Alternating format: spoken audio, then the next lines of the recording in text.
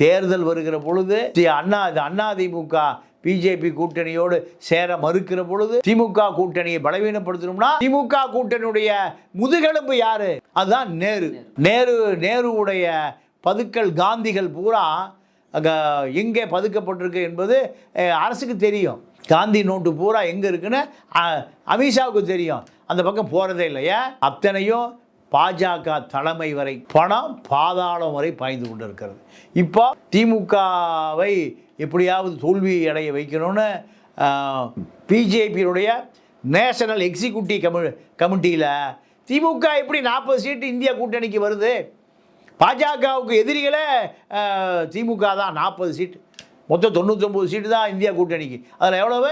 40% தமிழ்நாட்டிலிருந்து வருது. காங்கிரஸ் செத்து பல வருஷம் ஆகி போச்சு. அண்ணா காலத்திலே அது சவக்குழியில் இருக்குது. அதுக்கு 10 சீட்டு வருது.